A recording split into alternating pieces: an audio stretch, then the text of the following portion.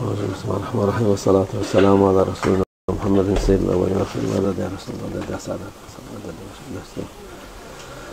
Kâle Resulullah sallallahu aleyhi ve sellem neha an salah fi hammam an selam ala badil avrati. Peygamber sallallahu aleyhi ve sellem buyuruyor yani hamamda namaz kılmak ve her sebepten dolayı edep yerini açılmış olan birine selam vermek yasaklanmıştır. Yani avret yeri açık hamamda namaz kılınmaz. Bir de ona selam verilmez. Yani çıplak insan için. Our beloved Prophet, peace and blessings be upon him, stated that it is prohibited to perform prayer in the hammam because the private parts become seen there. And he also, peace and blessings be upon him, prohibited in the hammam to say salam alaikum to a person whose private parts are to be seen. So it is prohibited to pray in the hammam where private parts are seen, and it is prohibited to say salam alaikum to a person when his private parts are being exposed. قال رسول الله صلى الله عليه وسلم لا تصلوا إلى قبر ولا تصلوا على قبر. Gene buyuruyor Peygamberimiz sallallahu aleyhi ve sellem ne mezara doğru ne mezar üzerinde namaz kılmayın diyor Peygamber. And our beloved Prophet, peace and blessings be upon him, said that you should not pray directly in direction of a grave and you should not pray on a grave. Peygamberimiz sallallahu aleyhi ve sellem. Mezarlar ayrı olur, namaz kılınacak yer ayrı şey. Of course, there may be a graveyard and that graveyard has graves, and then at a distinct place there may be a place dedicated for prayer.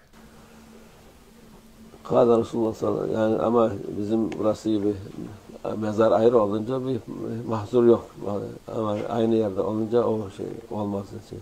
So there's no problem in performing one's prayer if there's a clear separation between the graveyard and the prayer place, as is here the case.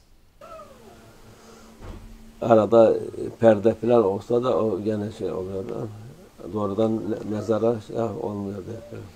So there needs to be a spatial separation between the graves and the place where one performs prayer. So there should be at least a curtain, but one should not directly pray in direction of a grave without anything in between.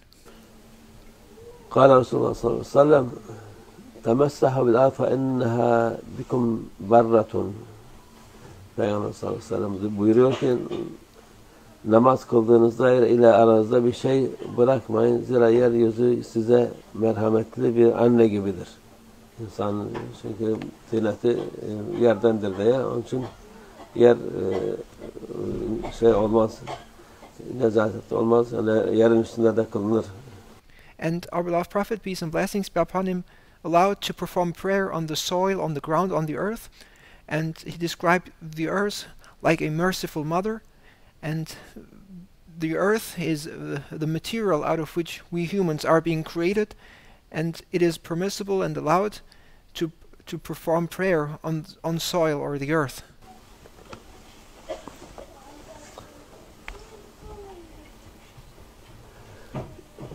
قال رسول الله صلى الله عليه وسلم ابتدروا الأذان ولا تبتدروا الإمامة.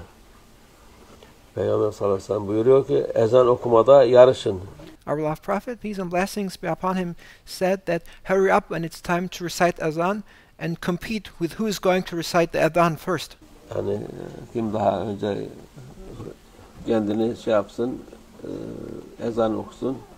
Ancak imamlık için öyle bir şey yapmayın. However, when it comes to who is going to lead the prayer, when it comes to who is going to be the imam of the prayer, you should not compete with each other. Çünkü imamlık sorumluluğu olan bir şeydir. Because to lead the prayer as the imam entails heavy responsibilities. Ezan olunca sorumluluk yok. Sen okuyorsun, herkes oluyor ama there are no such responsibilities when it comes to reciting the adhan. You may recite the adhan, somebody else may recite it. İmamlık olunca onun da cemaatin sorumluluğu var, senin sorumluluğun var. Onun için But when it comes to leading the prayer, you're not only responsible for your own prayer as the imam, but you're also responsible for the prayers of all those people who pray behind you. O ağır bir şeydir. Onun için çekinin imamlık yapmaktan, başkasını takdim eden olursa. And that is a heavy responsibility, and therefore you should not compete with who is going to lead the prayer, but one should rather offer somebody else to lead the prayer if that's possible. قال رسول الله صلى الله عليه وسلم اجعل بين أذانك وإقامتك نفسا حتى يقضي المتوضئ حاجته في مهل ويفرغ الآكل من طعامه في مهل. Peygamber sallallahu aleyhi ve sellem buyuruyor ki ezan ile ikametin arasında bir müddet var ki ara ver ki bir abdest alan kişi huzur içinde abdestini alsın. Our beloved Prophet, peace and blessings be upon him, stated that after having recited the Adhan, you should allow for enough time before the recitation of the Iqamah, so that people can perform their ablution in peace and they do not need to hurry or hasten during their ablution. Yani ezan okununca hemen ikamet etmeyin, biraz bekleyin diyor Peygamberimiz. So our beloved Prophet, peace and blessings be upon him, says that there should be some time tolerance between the Adhan and the recitation of the Iqamah, so that people can perform their ablution in peace. Abdestte olan insan abdestini tamam alsın. Yemek yiyen huzur içinde yemeğini yesin bitirsin diyor. So people should have enough time to perform their ablutions, and they should have enough time if they were eating to complete their meal. قال رسول الله صلى الله عليه وسلم إذا أخذ المؤذن في آذانه وضع الرب يده فوق رأسه فلا يزال كذلك حتى يفرغ من آذانه وإنه لا يغفر له مد صوته فإذا فرغ قال رب صدق عبدي وشهدت بشهادة الحق وشهدت بشهادة الحق فأبشر.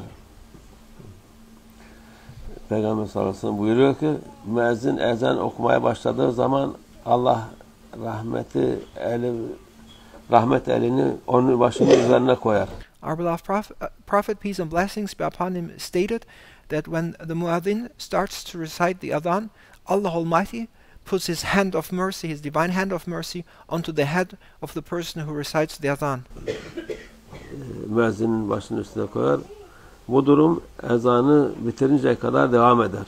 And Allah Almighty will keep his divine hand of mercy on the head of the person who recites the adhan throughout the entire recitation. Müezzin sesinin ulaştığı yer miktarınca bağışlanır. And the person reciting the adhan will be forgiven to the extent to which his voice and his recitation of the adhan resonates. Yani ne kadar uzağa gidiyorsa sesi o kadar bağışlanır. So the further the voice of the muadhin is heard and the adhan is heard, the more his sins will be forgiven. Ezan bitince Allah azze ve celle kulum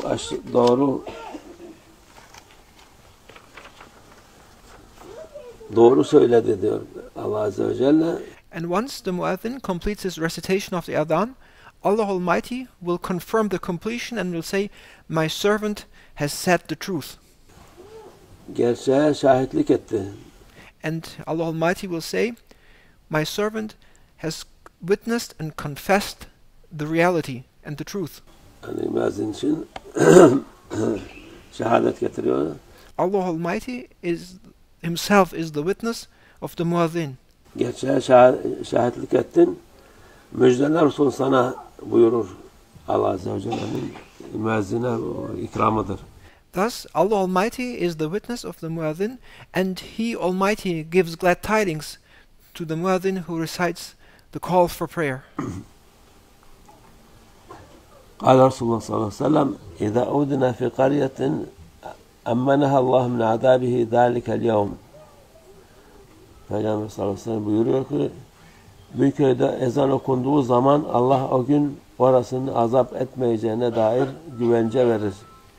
And our beloved Prophet, peace and blessings be upon him, says that if in a place the adhan is recited, Allah Almighty will give his guarantee to lift affliction or calamities from that place and to protect that place where the adhan has been recited from calamities. Yani o köydü, şehirdi falan nerede ezan okunursa Allah'ın azabı şey yapar. Ama bazı insanlar var, ezanlar rahatsız oluyorlar. Halbuki bilmiyorlar ne kadar onun ezan hürmetine belalar ne kadar başlarından gittiğini haberleri yok. When the adhan is recited, Allah Almighty will protect that village, that city, everywhere that adhan is being heard. But people, they are unaware of the blessings of the adhan, and there are some people, foolish people, who get annoyed by the recitation of the adhan and they complain about it, but they are not aware of the protection they receive through this adhan, because it will protect that place from curses, from calamities, and from any badness to occur. قال رسول الله صلى الله عليه وسلم إذا أذن المؤذن يوم الجمعة حرم العمل. Peygamber sallallahu aleyhi ve sellem buyuruyor ki müezzin cuma günü ezan okuduğu zaman herhangi bir iş yapmak haram olur. Our beloved Prophet, peace and blessings be upon him, said that during the day of Jummah, when the adhan for Jummah is being recited, it is prohibited to perform any worldly business during that time. Yani bu cuma ezanı okunduğu vakit, yani sabah değil de cuma vaktinin ezanı. So this applies not to the adhan of the Fajr prayer of Jummah, it applies to when the adhan for the actual Jummah prayer is being recited. İmam Cuma'ya hutbeye çıktığı vakit, o vakit herhangi bir iş yapmak haramdır diyor Peygamber sallallahu aleyhi ve sellem. And then when the imam ascends to recite the hutbah, it is prohibited to engage in any worldly business, trade, or any other affair except then attending that prayer. Yani alışveriş o hiç olmaz, hiç helal olmaz. It is not permissible, it is not halal to do trade, business, or shopping at all. قال رسول الله صلى الله عليه وسلم أشفع الأذان وأوتر الإقامة. Peygamber sallallahu aleyhi ve sellem buyuruyor ki ifadelerin çift ezan ifadelerini çift okuyun. Our beloved Prophet, peace and blessings be upon him, said that when you recite the adhan, recite the statements twice. Yani tekbir, kamet ifade tek oku. And when you recite iqama, then recite the statements once. Şafiler de öyle yapıyorlar. Bizimkiler tabii her mezhebin kendine göre şeyi var. And this is how the school of jurisprudence, the madhab of Imam Shafi, performs the recitation of the iqama. O da muhakkak o yani faydası oluyor. And according to the Hanafi madhab, we recite also during the call of the iqama, we recite the statements twice, and there is a blessing in following the example of our beloved Prophet, peace and blessings be upon him. قال رسول الله صلى الله عليه وسلم أطول الناس أعناق يوم القيامة المؤذنون. Peygamber sallallahu aleyhi ve sellem buyuruyor ki kıyamet günü insanların boynu en uzun olanlar müezzinlerdir. Yani bu Allah'ın hikmeti onların ikram olarak öyle başkalarına ayırt olsun diye boyunları daha uzun olur. Our beloved Prophet, peace and blessings be upon him, stated that on the day of judgment, the people who will be the tallest will be the muezzin, those who recited the call of prayer. Ezanın hürmetine. It is for the blessing and for the sake of them having called for prayer and having recited the adhan that Allah Almighty will make their size to be the tallest among people on the day of judgment. صدق رسول الله فيما قال كما قال زادت الله شرف النبي صلى الله عليه وسلم وآله وأصحابه الكرام وإلى أرواح جميع الأنبياء المرسلين خدماء الشرائع وإلى أرواح أئمة الأربعة وإلى أرواح مشايخنا في طريقة النقشبندية العلية خاصة إمام الطريقة وغوث الخليقة خواجة بهاء الدين محمد ويسير البخاري سيدنا عبد الخالق الرزواني مولانا الشيخ شرف الدين دارستاني مولانا الشيخ عبد الله فاز دارستاني مولانا الشيخ محمد ناظم الحقاني وسائر ساداتنا والصديقين ومن حفظاتهم وجوارهم Hüseyin Efendi ve Refaka Hacı Mustafa Tüzer abi cümlemizin geçmişler ruhlar için şehit şuhada dağların için Allah Teala Fatiha.